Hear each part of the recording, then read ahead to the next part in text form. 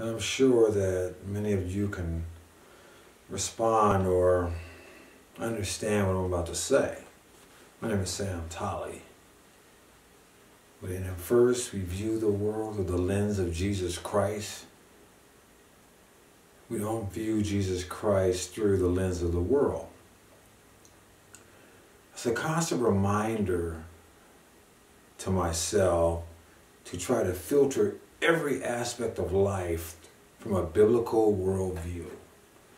If I can stay focused from a biblical worldview, then I can avoid many of the pitfalls that the world has to offer. You know, I was once in a relationship with someone that I was in love with. I believe this person was in love with me. Deeply in love. But this person was a habitual liar. In fact, this person would lie so much that it put a very hard strain on the relationship. But my love for this person was so strong that it made me want to ignore the lies. In fact, I got to a point where I would even go so far as to try to justify the lies or figure out a way to accept the lies as being truth when normally, obviously, they weren't true. Because my emotional involvement superseded my desire to have an honest relationship, if that makes any sense.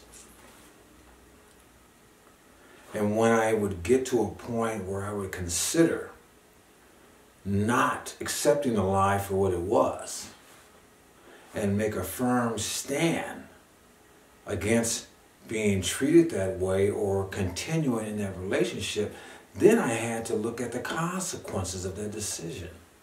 First and foremost would be the termination of the relationship with the person that I felt as though at that point in my life I had to have. And then the consequences could have even been further. Children, other relationships, the domino effect. Who knows how far the damage would go.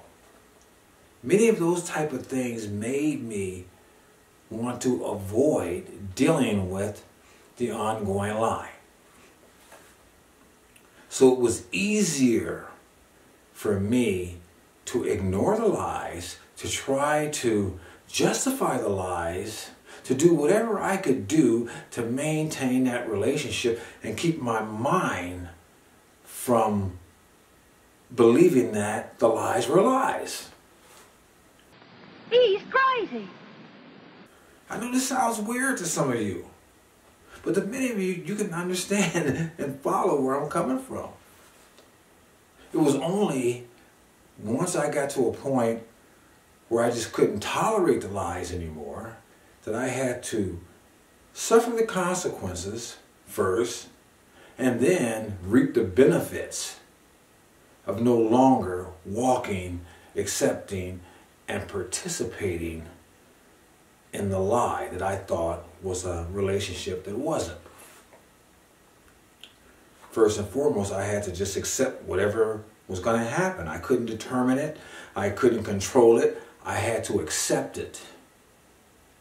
But once I did, and once all the repercussions and the destroyed relationships and the dominoes fell wherever they fell, I was able to pick up the pieces and move on with my life and seek relationships based on honesty. Now, I'm saying all that to say it wasn't that I was unintelligent. It wasn't that I didn't grasp what was going on. It was because I didn't want to grasp what was going on. I wanted to cast those thoughts aside, the negative thoughts, because I wanted to participate in the beneficial thoughts as I thought they were. I wanted the good side of that relationship. And I was willing for a time to ignore the bad side.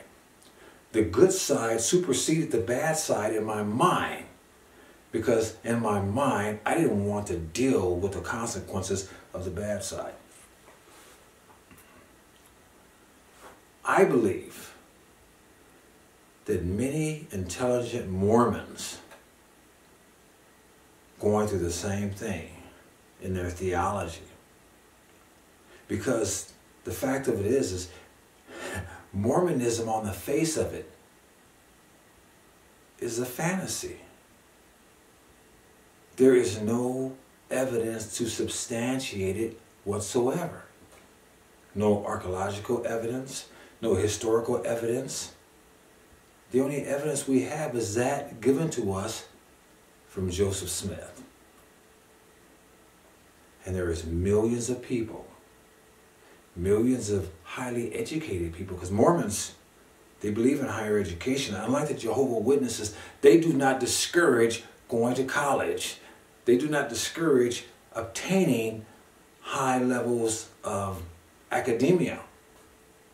But just like me, many of them have been able to separate scrutinizing technical aspects of life or different fields of knowledge versus scrutinizing their theology. These other things, they will go after. But the theology, they accept it. And if the lie presents itself, like me, many of them cover it up, cast it aside, ignore it, do whatever they can not to deal with it. Because if they deal with that, then they will have to reject something that they are in love with. Not only that, but they also may have further repercussions. More dominoes may fall. Their spouse, their children, their family, their relationships, the folks in their Mormon community may reject them. There may be employment considerations to think of. No one wants to be rejected. No one wants their loved ones to turn on them or their friends. And many times it's easier for us to go along, to get along, to accept what is in front of us without scrutinizing it, because then we can still be happy. Then we can deal with that part of life that we love and enjoy. The only problem is, if Mormon theology is wrong, if it's not based on reality, then what we're in love with from the theological perspective is not reality but a fantasy. And if it's a fantasy, then what is reality? If it claims to be another testament of Jesus Christ, whereas the Bible stands up historically, stands up archaeologically, it stands up in every facet of its being. But the Book of Mormon doesn't. If you scrutinize both sides, the Bible and the Book of Mormon, you can substantiate the Bible, but you can't substantiate the Book of Mormon. There's nothing there to substantiate. The lands do not exist. The coinages do not exist. Nothing. There is zero, nada, that we can substantiate. If a person scrutinizes that, they will find themselves believing in a fantasy. So if I was a Mormon, I would go about the business of thoroughly scrutinizing and investigating my theology.